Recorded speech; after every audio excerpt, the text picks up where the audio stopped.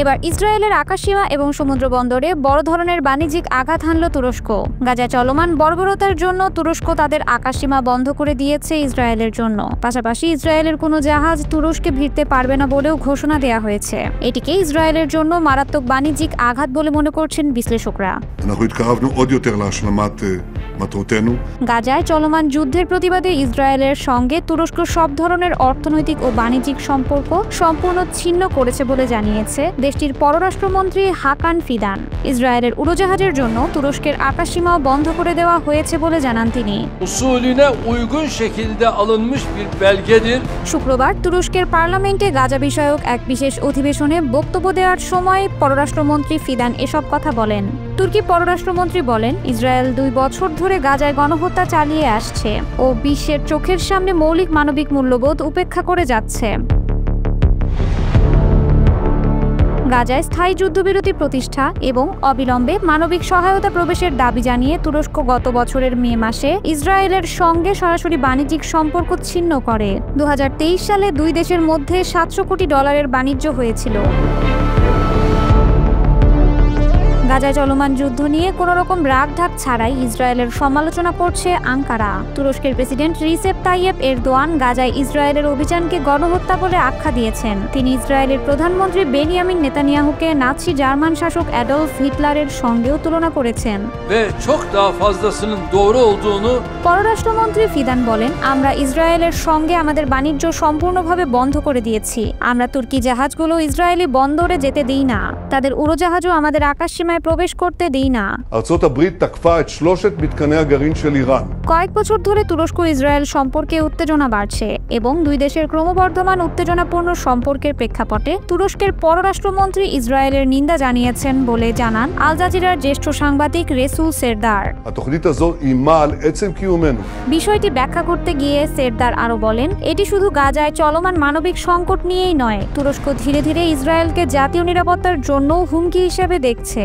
CHP yöneticilerinin çoğunun parti içi çekişmede ইসরায়েলের সম্প্রসারণবাদ এবং মধ্যপ্রাচ্যে তাদের হামলাগুলো উদ্বেগের কারণ হয়ে দাঁড়িয়েছে বলেও উল্লেখ করেন রেসুল সেরদার। বিশেষ করে সিরিয়ায় ইসরায়েলের সাম্প্রতিক হামলা নিয়ে আঙ্কারার অভিযোগ, ইসরায়েল ইচ্ছাকৃতভাবে সিরিয়ার পুনর্গঠনের প্রচেষ্টা ব্যাহত করছে। দীর্ঘ 14 বছর ধরে সিরিয়ায় গৃহযুদ্ধ চলছে। গত বছরের ডিসেম্বরে আহমেদ আল শারার নেতৃত্বে দেশটির বিরোধীরা একজোট হয়ে আকস্মিক আক্রমণ চালিয়ে সিরিয়ার দীর্ঘদিনের স্বৈরশাসক বাশার আল আসাদকে ক্ষমতাচ্যুত করেন। আসাদ রাশিয়া পালিয়ে যান। এর মধ্য দিয়ে গৃহযুদ্ধেরও অবসান ঘটে। রেসুল সেরদার বলেন, আঙ্কারার কূটনীতিকদের ধারণা, যদি ইসরায়েলকে থামানো না যায়, শেষ পর্যন্ত দুই দেশ সরাসরি সামরিক সংঘাতের মুখোমুখি হতে পারে। গত সপ্তাহে তুরস্কের সংবাদ মাধ্যমগুলোর খবরে বলা হয়েছিল, ইসরায়েলের সঙ্গে সাম্প্রতিক সামুদ্রিক যান চলাচলের ওপর নিষেধাজ্ঞা আরোপ করা হয়েছে, যদিও তখন পর্যন্ত সরকারিভাবে কোনো ঘোষণা দেওয়া হয়নি। সংবাদ মাধ্যমগুলো জানিয়েছিল, ইসরায়েলি জাহাজের তুরস্কে বন্দরে ভেড়ানো নিষিদ্ধ করা হয়েছে এবং তুরস্কের পতাকাবাহী জাহাজকে ইসরায়েলের বন্দরে প্রবেশের অনুমতি দেওয়া হয় না। भारत और चीन के संबंधों का वैश्विक शांति बहुत अहम है। মার্কিন প্রেসিডেন্ট ডোনাল্ড ট্রাম্প বছরের শুরুতে চীনের সঙ্গে বাণিজ্য যুদ্ধ আরও বাড়িয়ে দেওয়ার পর চিঠির মাধ্যমে ভারতের সঙ্গে সম্পর্ক ঠিক করার চেষ্টা করে। ব্লুমবার্গের এক প্রতিবেদনে বলা হয়েছে, চীনের প্রেসিডেন্ট শি জিনপিং ভারতের রাষ্ট্রপতি দ্রৌপদী মুর্মুকে একটি চিঠি পাঠিয়েছিলেন। ভারত তাদের সঙ্গে সম্পর্ক নতুন করে গড়তে আগ্রহী কিনা সে বিষয়ে চীন জানতে চেয়েছিল। চিঠি রাষ্ট্রপতির কাছে গেলেও তা পরে প্রধানমন্ত্রী নরেন্দ্র মোদীর কাছে পৌঁছে যায়। চিঠিতে শি জিনপিং বলেছেন, যুক্তরাষ্ট্রের সাথে ভারতের কোনো চুক্তি হলে তা চীনের স্বার্থে আঘাত হানতে পারে, তাই এই বিষয়ে কাজ করতে চীন প্রাদেশিক কর্মকর্তাদের দায়িত্ব দেবে। এরপর জুনে মোদী সরকার বিষয়টিকে গুরুত্ব দিতে শুরু করে। ওই সময় ভারত ও যুক্তরাষ্ট্রের মধ্যে শুল্ক বাড়ানোর আলোচনা চলছিল। সে সময়ে ট্রাম্প দাবি করেন, কাশ্মীরের পেহেলগামে হামলার পর ভারত পাকিস্তানের মধ্যে যুদ্ধ বন্ধ করতে তিনি সাহায্য করেছেন। এনডিটিভির এক প্রতিবেদনে বলা হয়, ট্রাম্পের শুল্ক নীতি নিয়ে বিরক্ত ভারত ও চীন 2020 সালের সীমান্ত সংঘাত ভুলে আবার নতুন করে কথা বলার সিদ্ধান্ত নেয়। দুই দেশ পুরনো বিরোধ মিটিয়ে সম্পর্ক উন্নয়নে কাজ করবে। ইতিমধ্যে দুদেশের মধ্যে উন্নতি দেখা যাচ্ছে। শিগগিরই সরাসরি যাত্রীবাহী ফ্লাইট চালু হবে। চীন ভারতে ইউরিয়া গ্যাস রপ্তানি সহজ করেছে। ভারতও চীনা নাগরিকদের জন্য পর্যটন ভিসা চালু করেছে, যা কয়েক বছর বন্ধ ছিল। গত মার্চে চীনা পণ্য যুক্তরাষ্ট্রের দ্বিগুণ শুল্ক বসার পর চীন ভারতকে আহ্বান জানায় একসঙ্গে ভয়ভীতিমূলক রাজনীতির বিরুদ্ধে রুখে দাঁড়ানোর জন্য। শি জিনপিং ভারতের সাথে তাদের বন্ধুত্বের ব্যাপারে বলেন, হাতি আর ড্রাগন একসঙ্গে নাচবে, এটাই সঠিক পথ। গত জুলাইয়ে চীনা কর্মকর্তারাও এই রূপক ব্যবহার শুরু করেন। চীনের গ্লোবাল টাইমস সংবাদপত্র বলেছে, যুক্তরাষ্ট্রের শুল্ক নীতির বিরুদ্ধে লড়াইয়ে ভারত ও চীনকে একসঙ্গে ব্যালে নাচা উচিত। 7 বছর পর ভারতের প্রধানমন্ত্রী Narendra Modi Shanghai Cooperation Organisation SCO সম্মেলনে প্রথমবারের মতো চীন সফর করবেন। গত বছর রাশিয়ার ব্রিক্স সম্মেলনে চীনের প্রেসিডেন্ট শি জিনপিংয়ের সঙ্গে একই মঞ্চে ছিলেন। বিশেষজ্ঞরা মনে করেন, SCO সম্মেলনের মাধ্যমে চীন বিশ্বের সামনে একটি রাজনৈতিক বার্তা দিতে চায়, তা হল যুক্তরাষ্ট্রের প্রভাব ছাড়া অন্যরকম একটি বিশ্ব ব্যবস্থাও গড়ে তোলা সম্ভব। চীনের দৃষ্টিতে উন্নয়নশীল দেশগুলোকে সঙ্গে নিয়ে তারা এমন একটি জোট তৈরি করার পরিকল্পনা করছে, যারা যুক্তরাষ্ট্রের শুল্ক নীতি, ট্রাম্পের কূটনীতি এবং আধিপত্যবাদী আচরণের বিরুদ্ধে দাঁড়াতে পারবে। ব্রিক্স এবং SCO এই দুটি জোটকে চীন এখন এমন এক বিকল্প মঞ্চ হিসেবে ব্যবহার করছে, যেখান থেকে তারা পশ্চিমা দুনিয়ার একক নেতৃত্বের বদলে বহুপাক্ষিক নেতৃত্ব প্রতিষ্ঠা করতে চায়। এই জোটগুলো মূলত যুক্তরাষ্ট্রের একাধিপত্যের বিরুদ্ধে চীনের কৌশলগত জবাব। এবারের SCO সম্মেলন হবে সবচেয়ে বড়। এতে ভারত চীনের সম্পর্ক এবং বিশ্ব রাজনীতি নিয়ে গুরুত্বপূর্ণ আলোচনা হবে।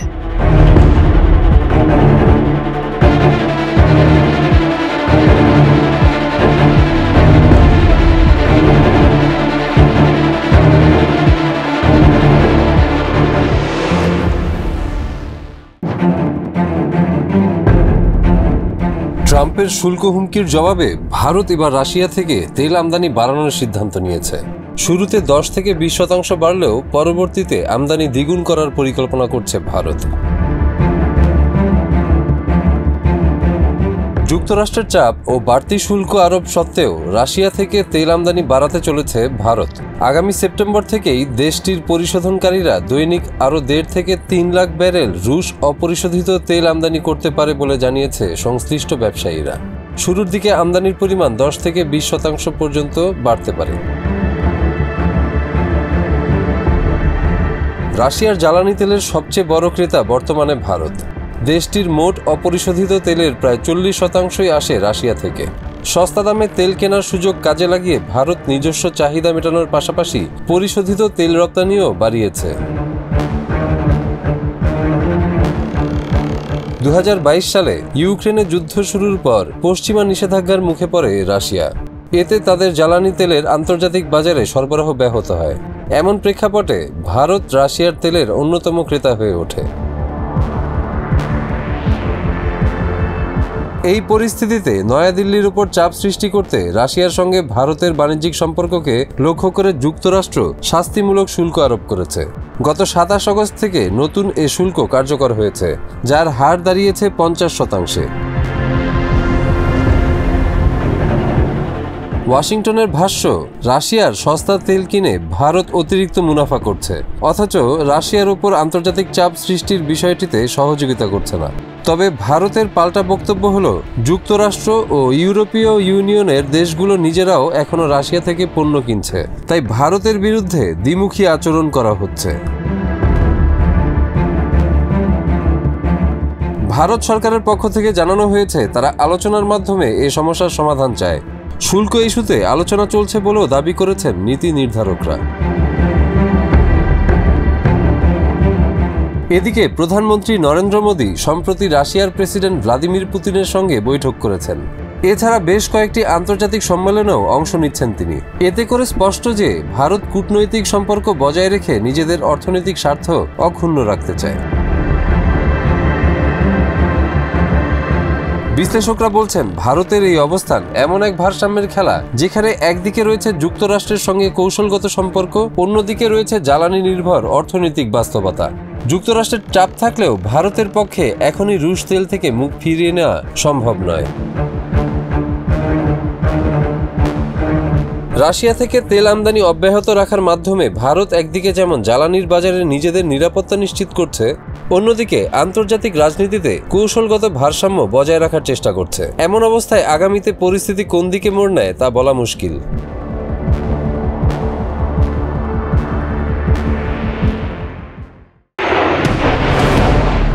দক্ষিণ এশিয়ায় বাড়ছে সামরিক উত্তেজনা।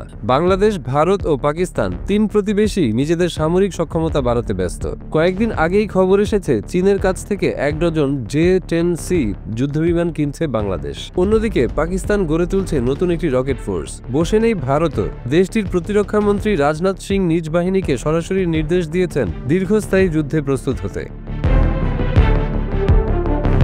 বুধবার মধ্যপ্রদেশের একটি সামরিক অনুষ্ঠানে অংশ নেন ভারতের প্রতিরক্ষা মন্ত্রী রাজনাথ সিং।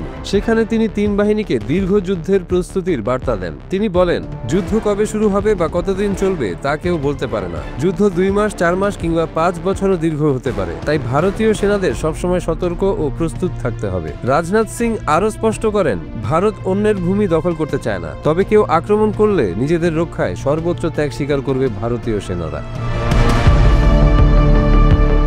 ভারতের প্রতিরক্ষা মন্ত্রী বলেন, এখন আর যুদ্ধ জেতার মানদণ্ড কেবল সেনার সংখ্যা বা অস্ত্রের পরিমাণ নয়, বরং ভবিষ্যতের যুদ্ধ নিয়ন্ত্রিত হবে সাইবার যুদ্ধ, কৃত্রিম বুদ্ধিমত্তা, ড্রোন, স্যাটেলাইট ভিত্তিক নজরদারির মাধ্যমে। তিনি দাবি করেন, যে কোনো যুদ্ধে জয়ী হতে হলে এখন সবচেয়ে বড় চালিকা শক্তি হয়ে উঠছে ডেটা।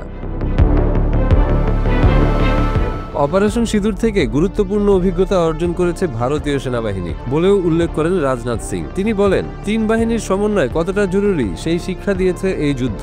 দেশীয় প্রযুক্তি ও প্রতিরক্ষা সরঞ্জামের উন্নতির কথা তুলে ধরে তিনি বলেন, আত্মনির্ভরতা এখন কেবল লক্ষ্য নয়, বরং ভবিষ্যতের জন্য অপরিহার্য। এর আগে চলতি মাসের শুরুতে একই ধরনের সতর্কবার্তা দেন ভারতের সেনাপ্রধান উপেন্দ্র দ্বিবেদী। 4 আগস্ট IIT মাদ্রাজে এক বক্তব্যে তিনি বলেন, ভারত যে পরবর্তী যুদ্ধের জন্য প্রস্তুতি নিচ্ছে তা ধারণার থেকেও আগে শুরু হতে পারে, আর এটি হবে বড় ধরনের সংঘাত। তার মতে, পরবর্তী যুদ্ধে ভারতের প্রতিপক্ষ কোনো একক দেশ হবে না, বরং অন্য কোনো দেশ থেকেও শত্রুদের সহায়তা পাওয়া যাবে। এই সম্ভাবনাই ভারতের জন্য সবচেয়ে বড় দুশ্চিন্তার কারণ। এদিকে বাংলাদেশও নতুন সামরিক সক্ষমতা অর্জনে এগিয়ে যাচ্ছে। চীনের কাছ থেকে 1 ডজন আধুনিক J-10C যুদ্ধবিমান কিনছে সরকার। অন্যদিকে পাকিস্তানও বসে নেই। দেশটি নিজেদের নতুন রকেট ফোর্স গড়ে তুলছে। এর মাধ্যমে স্পষ্ট হচ্ছে 3 প্রতিবেশী রাষ্ট্রই দ্রুত নিজেদের সামরিক শক্তি বাড়াচ্ছে। বাংলাদেশ, ভারত ও পাকিস্তান দক্ষিণ এশিয়ার এই 3 প্রতিবেশীর সামরিক প্রস্তুতি বাড়ানো নিছকই প্রতিরক্ষা কৌশল, নাকি এর পেছনে আরো বড় কোনো সংঘাতের ইঙ্গিত লুকিয়ে আছে? ভারতের প্রতিরক্ষা মন্ত্রীর ভাষণই বলে দিচ্ছে, ভবিষ্যতের যুদ্ধ আর আগের মতো হবে না। সেনা সংখ্যা বা প্রচলিত অস্ত্র নয়, বরং সাইবার, ড্রোন, AI আর ডেটাই নির্ধারণ করবে আসন্ন সংঘাতের গতিপথ।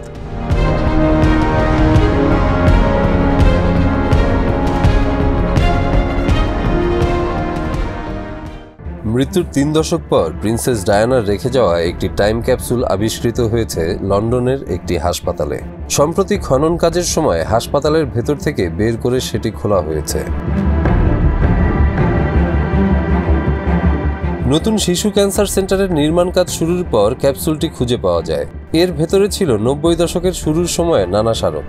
হাসপাতাল কর্তৃপক্ষ জানায়, 1991 সালে জন্ম নেওয়া এবং তখন কর্মরত কয়েকজনের সহায়তায় বাক্সটি খোলা হয়। টাইম ক্যাপসুলটি পুঁতে রেখেছিলেন ওয়েলসের প্রিন্সেস ও Great Ormond Street Hospital for Children GOSH এর তৎকালীন সভাপতি প্রিন্সেস ডায়ানা। এটি ছিল সীসা আবৃত একটি কাঠের বাক্স, যা 1991 সালের মার্চ মাসে হাসপাতালের ভ্যারাইটি ক্লাব বিল্ডিং এর ভিত্তির নিচে মাটিতে পুঁতে রাখা হয়েছিল। প্রিন্সেস ডায়ানা 1989 থেকে 1997 সালে মৃত্যুর আগ পর্যন্ত শিশু হাসপাতালটির সভাপতি ছিলেন। তিনি প্রায়ই হাসপাতাল পরিদর্শনে আসতেন। কখনো তার 2 ছেলে উইলিয়াম ও হ্যারিকেও সঙ্গে আনতেন। শিশুদের জনপ্রিয় টিভি শো ব্লু পিটারের প্রতিযোগিতায় বিজয়ী 2 শিশু সিলভিয়া ফোক্স ও ডেভিড ওয়াটসন টাইম ক্যাপসুলে রাখার জন্য জিনিসপত্র পছন্দ করেছিল। তারা নিজেদের লেখা চিঠিও রেখেছিল ক্যাপসুলে। বাক্সে পাওয়া জিনিসগুলোর মধ্যে ছিল হাতে ধরার মতো ছোট একটা টিভি, গায়িকা কাইলি মিনোগের একটি সিডি, ইউরোপীয় একটি পাসপোর্ট, পুনর্ব্যবহারযোগ্য কাগজ, যুক্তরাষ্ট্রের কয়েন, সৌরচালিত ক্যালকুলেটর, একটি স্নোফ্লেক হলোগ্রাম, কিউ গার্ডেন্সের গাছের বীজ, দ্য টাইমস পত্রিকার একটি কপি এবং প্রিন্সেস ডায়ানার একটি ছবি। দীর্ঘদিন মাটির নিচে থাকার পরও বেশিরভাগ জিনিসই অক্ষত ছিল, যদিও কিছু জিনিস পানির সংস্পর্শে এসে হালকা ক্ষতিগ্রস্ত হয়েছে বলে জানিয়েছে হাসপাতালের আর্কাইভ টিম। টাইম ক্যাপসুলটি খনন ও উত্তোলনের কাজে যুক্ত ছিলেন GOSH এর ক্লিনিক্যাল ফেলো রোচানা রেডকার। তিনি বলেন, বাক্সটি যেদিন পুঁতে রাখা হয়েছিল সেদিনই আমার জন্ম। এমন ঐতিহাসিক মুহূর্তের অংশ হতে পেরে আমি উচ্ছ্বসিত। 1991 সালে GOSH কর্মরত জ্যানেট হোমস বলেন, বাক্সে রাখা ছোট টিভিটি দেখে তার পুরনো স্মৃতি ফিরে এসেছে। এ সময় তিনি নিজের স্বামীর জন্য এমন একটা টিভি কিনেছিলেন। হাসপাতালের স্পেস অ্যান্ড প্লেস বিভাগের প্রধান জেসন ডাওসন বলেন, এটি শুধু একটি টাইম ক্যাপসুল নয়, বরং আগের প্রজন্মের স্মৃতির সঙ্গে নতুন প্রজন্মের সংযোগ তৈরির এক আবেগময় মুহূর্ত। প্রসঙ্গত 1872 সালে ওয়েলসের তৎকালীন প্রিন্সেস আলেকজান্দ্রাও একটি টাইম ক্যাপসুল পুঁতে রেখেছিলেন, যদিও সেটি এখনো খুঁজে পাওয়া যায়নি। নতুন ভবন নির্মাণ শেষ হলে আবার একটি নতুন টাইম ক্যাপসুল পুঁতে রাখার পরিকল্পনা রয়েছে হাসপাতালটির।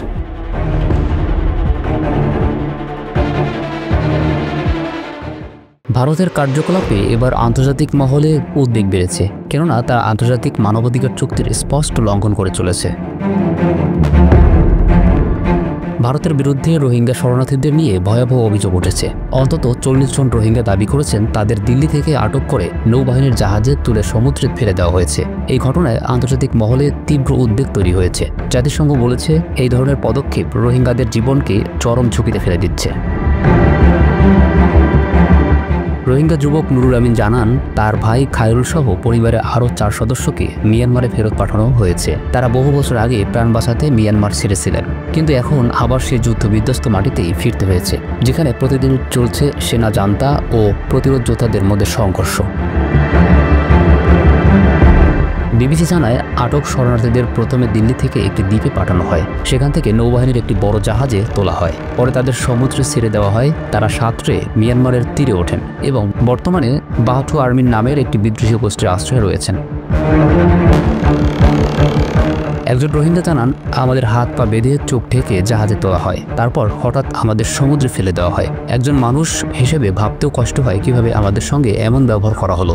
আরেকজন বলেন, আমরা কোনো অপরাধ করিনি, কেবল বাঁচতে চেয়েছিলাম। 2021 সালের সেনা অভ্যুত্থানের পর মিয়ানমারের নিরাপত্তাহীনতা আরও বেড়েছে। জাতিগত গোষ্ঠী, বিদ্রোহী বাহিনী এবং সেনা জান্তার মধ্যে রক্তহীন সংঘর্ষ প্রতিদিনই বেড়ে চলেছে। এই অবস্থায় রোহিঙ্গাদের জোর করে ফেরত পাঠানো আন্তর্জাতিক আইনের লঙ্ঘন বলেও মনে করছেন বিশেষজ্ঞরা। আটক শরণার্থীদের অনেকেই অভিযোগ করেছেন, জাহাজে থাকাকালীন তাদের মারধর করা হয়েছে, অপমান করা হয়েছে, ধর্ম নিয়েও প্রশ্ন তোলা হয়েছে। জাতিসংঘের বিশেষ প্রতিনিধি টমাস অ্যান্ড্রুস জানিয়েছেন, তার কাছে এসব অভিযোগের গুরুত্বপূর্ণ তথ্য ও প্রমাণ রয়েছে। তিনি এই বিষয়ে ভারতের জাতিসংঘ মিশনের প্রধানকে অবহিত করেছেন, তবে ভারতের পক্ষ থেকে এখনও কোনো আনুষ্ঠানিক প্রতিক্রিয়া পাওয়া যায়নি। ভারত রোহিঙ্গাদের শরণার্থী হিসেবে স্বীকৃতি দেয় না, বরং তাদের অবৈধ অভিবাসী হিসেবে চিহ্নিত করে। জাতিসংঘের হিসেবে ভারতে 23,000-এর মতো রোহিঙ্গা নিবন্ধিত হলেও প্রকৃত সংখ্যা 40,000 ছাড়িয়ে গেছে বলে মানবাধিকার সংস্থাগুলোর দাবি। গত মে মাসে রোহিঙ্গাদের দিল্লি থেকে ডেকে নিয়ে একটি আটক কেন্দ্রে রাখা হয়। পরে তাদের বিমানে করে আন্দামান ও নিকোবর দ্বীপপুঞ্জে পাঠানো হয়। এরপর ভারতীয় নৌবাহিনীর জাহাজে করে গভীর সমুদ্রে নিয়ে যাওয়া হয় এবং ছেড়ে দেওয়া হয়। 9 মে স্থানীয় জেলেরা তাদের উদ্ধার করে। এখন তারা ভারতের স্বজনদের ফোনে বিস্তারিত জানান। এই ঘটনার পর রোহিঙ্গাদের মধ্যে আতঙ্ক ছড়িয়ে পড়েছে। অনেকেই এখন গা ঢাকা দিয়েছেন, কেউ কেউ আর নিজের বাড়িতেই থাকছেন না। দিল্লিতে থাকা নুরুল আমিন বলেন, আমাদেরও যে কোনো সময় তুলে নিয়ে গিয়ে সমুদ্রে ফেলে দেওয়া হতে পারে। এই ভয় নিয়ে প্রতিদিন ঘুমাতে যাই। এই ঘটনার পর সেই রোহিঙ্গা যুবক নুরুল আমিন ও তার এক আত্মীয় ভারতের সুপ্রিম কোর্টে আবেদন করেছেন যেন এই নির্বাসন বন্ধ করা হয় এবং শরণার্থীদের ফিরিয়ে আনা হয়। তবে আদালত তা অবাস্তব কল্পনা বলে আপাতত শুনানি স্থগিত করেছে। নতুন তারিখ নির্ধারণ করা হয়েছে 29 সেপ্টেম্বর। জাতিসংঘ বলছে রোহিঙ্গারা মিয়ানমার থেকে পালিয়ে বাঁচার চেষ্টা করছে। তারা স্বেচ্ছায় ভারতে আসেনি, বরং সহিংসতা ও গণহত্যা থেকে রক্ষা পেতেই ভারতে আশ্রয় নিয়েছিল। এখন ভারত সরকারের এমন পদক্ষেপ আন্তর্জাতিক মানবাধিকার চুক্তির স্পষ্ট লঙ্ঘন বলেই মনে করছে আন্তর্জাতিক সমাজ।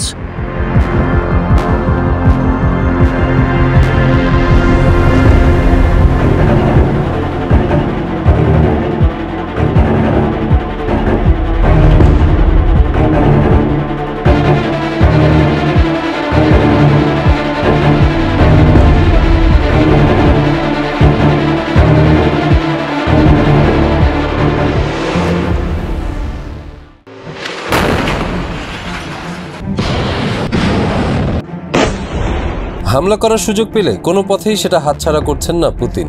এবার নৌপথেও ইউক্রেনীয় জাহাজে আক্রমণ শুরু হয়ে গেছে। রাশিয়ার অতর্কিত নৌ হামলায় ইউক্রেনের একটি যুদ্ধজাহাজে 2 সেনা নিহত হয়েছেন এবং অন্য কয়েকজন নিখোঁজ রয়েছেন।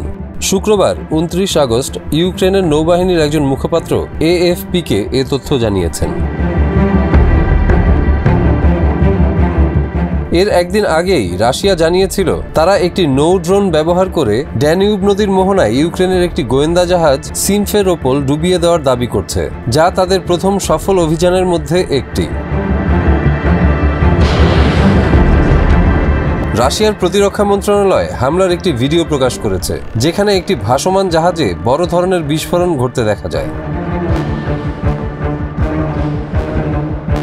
যদিও সাধারণত মস্কো ও কিয়েভ দুই পক্ষই তাদের সামরিক ক্ষয়ক্ষতির তথ্য প্রকাশে অনাগ্রহী, এবার ইউক্রেনের পক্ষ থেকেই ঘটনাটি স্বীকার করা হয়েছে। ইউক্রেনীয় নৌবাহিনীর মুখপাত্র দিমিত্র প্লেটেনচুক AFP-কে বলেন, ওই জাহাজে ছিলেন এমন কয়েকজন সেনাকে আমরা এখনো খুঁজে পাচ্ছি না। জাহাজটিতে ড্রোন দিয়ে আঘাত হানা হয়েছে কিনা বা ঠিক কোথায় হামলাটি হয়েছে সে বিষয়ে স্পষ্ট কিছু জানাননি ইউক্রেনীয় কর্মকর্তারা। তবে প্লেটেনচুক জানান, হামলায় অনেকেই আহত হয়েছেন। সিমফেরোপোল একটি মাঝারি মানের নজরদারি যুদ্ধজাহাজ, যা প্রজেক্ট লাগুনার আওতায় নির্মিত। এটিকে মূলত একটি রেডিও ইলেকট্রিক গোয়েন্দা প্ল্যাটফর্ম হিসাবে ব্যবহারের জন্য তৈরি করা হয়েছে এবং 500 ট্রু-ইম ট্রলারের প্রকল্পের অধীনে এটির নির্মাণ সম্পন্ন হয়। 2019 সালে সিমফেরোপোল প্রথমবারের মতো সমুদ্রে যাত্রা শুরু করে, তবে এটি আনুষ্ঠানিকভাবে নৌবাহিনীর কার্যক্রমে যুক্ত হয় 2021 সালে। যুদ্ধজাহাজটির মূল দায়িত্ব হল গোয়েন্দা নজরদারি চালিয়ে নৌবাহিনীর অভিযানকে তথ্য ও প্রযুক্তিগত সহায়তা প্রদান করা। এই নৌ হামলা ছাড়াও বৃহস্পতিবার ভোরে রাশিয়া ইউক্রেনের বিভিন্ন শহরে ব্যাপক ক্ষেপণাস্ত্র ও ড্রোন হামলা চালায়। এতে অন্তত 23 জন নিহত হন এবং রাজধানী কিয়েভ সহ বিভিন্ন গুরুত্বপূর্ণ অবকাঠামো ও আন্তর্জাতিক সংস্থার কার্যালয় ক্ষতিগ্রস্ত হয়। ইউক্রেনের সামরিক বাহিনীর তথ্য অনুযায়ী সারা দেশে অন্তত 13টি স্থানে রুশ হামলা হয়েছে। জাতীয় বিদ্যুৎ সংস্থা ইউক্রেনার্গো জানিয়েছে, বিদ্যুৎ উৎপাদন কেন্দ্রগুলোর উপর হামলার ফলে কিছু অঞ্চলে বিদ্যুৎ সরবরাহ বিচ্ছিন্ন হয়ে পড়েছে। এই হামলার পর ইউরোপীয় দেশগুলো অভিযোগ করেছে রাশিয়া শান্তি আলোচনার নামে প্রহসন করছে। তাদের মতে এটি শুধু সময় ক্ষেপণের কৌশল মাত্র।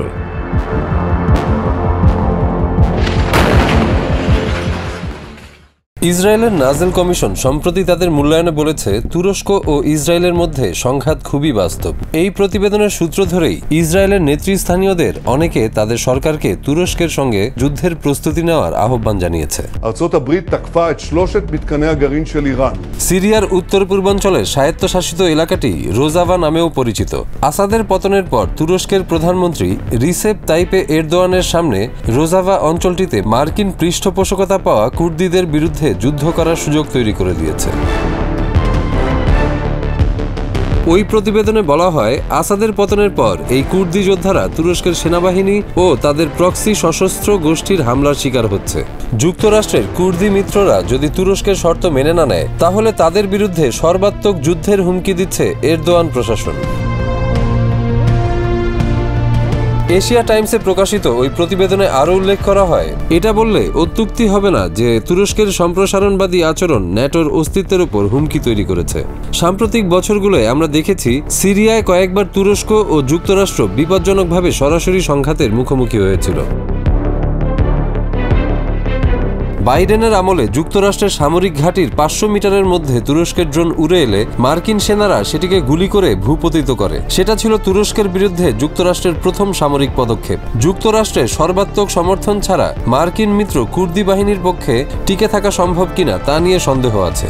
তুরস্ক যদি মার্কিন মিত্রদের বিরুদ্ধে কোনো ব্যবস্থা নেয়, তাহলে যুক্তরাষ্ট্রও পাল্টা ব্যবস্থা নেবে। কিন্তু সমস্যা হচ্ছে, একটা কার্যকর নীতি তৈরির জন্য যুক্তরাষ্ট্রের নতুন প্রশাসনের কয়েক মাস লেগে যেতে পারে। এই ফাঁকে তুরস্কের সেনাবাহিনী রোজাভাতে সর্বাত্মক আক্রমণ চালিয়ে কুর্দি বাহিনীকে আত্মসমর্পণে বাধ্য করতে পারে। এই পরিপ্রেক্ষিতে সিরিয়ান ডেমোক্রেটিক ফোর্সেসের পক্ষে ইসরায়েলের শরণাপন্ন হওয়া ছাড়া দ্বিতীয় বিকল্প নেই। প্রশ্ন হচ্ছে, নেতানিয়াহু প্রশাসন এতে কিভাবে সাড়া দেবে?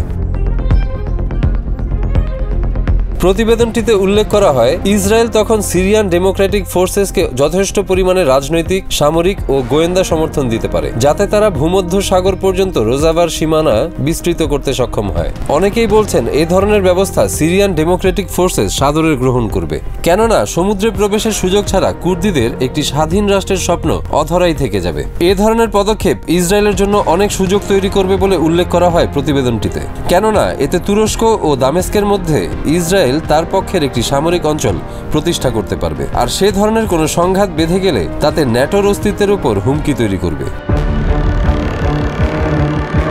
প্রকাশিত প্রতিবেদনে এমন সংঘাতের একটি দৃশ্যপট রয়েছে। প্রথমে যদি ইসরায়েলের দিক থেকে তুরস্কের উপর হামলা করা হয়, তাহলে তুরস্ক ন্যাটোর আর্টিকেল 5-কে পুনর্জীবনের আহ্বান জানাবে। এই আর্টিকেল অনুযায়ী সদস্য কোনো দেশ আক্রান্ত হলে ন্যাটোর অন্য সব সদস্য সেই দেশটিকে রক্ষা করবে। দ্বিতীয় দৃশ্যপটটা এমন হতে পারে, ইসরায়েলি প্রতিরক্ষা বাহিনীর উপর তুরস্ক সরাসরি হামলা করলো। সেই ক্ষেত্রে ইসরায়েল যুক্তরাষ্ট্রের কাছে তুরস্ককে ন্যাটো থেকে বাদ দেওয়ার আবেদন করতে পারে। আর এমন হলে তা তুরস্কের জন্য বেশ কয়েকটি সমস্যা নিয়ে আসবে। যেমন, বেশিরভাগ ন্যাটো সদস্য রাষ্ট্র যারা সামরিক দিক থেকে শক্তিশালী, তারা একটি মিত্রের বিরুদ্ধে সামরিক অভিযানে যোগ দিতে ইচ্ছুক নাও হতে পারে। এছাড়া ইসরায়েলের আত্মরক্ষার প্রশ্নে ওয়াশিংটনের শক্তিশালী সমর্থন থাকবে। যদিও মার্কিন প্রতিরক্ষা মন্ত্রণালয় এবং গোয়েন্দা সংস্থাগুলো চায় না তুরস্কের সঙ্গে ইসরায়েল সরাসরি সংঘর্ষে জড়িয়ে পড়ুক, তারপরও সংঘাত বেঁধে গেলে ইসরায়েলকে বড়ভাবে সমর্থন দেবে যুক্তরাষ্ট্র। এসব কারণে তুরস্কের প্রধানমন্ত্রী এরদোয়ানের উচিত যত তাড়াতাড়ি সম্ভব ইসরায়েলের সঙ্গে ক্রমবর্ধমান উত্তেজনা কমিয়ে আনার চেষ্টা করা।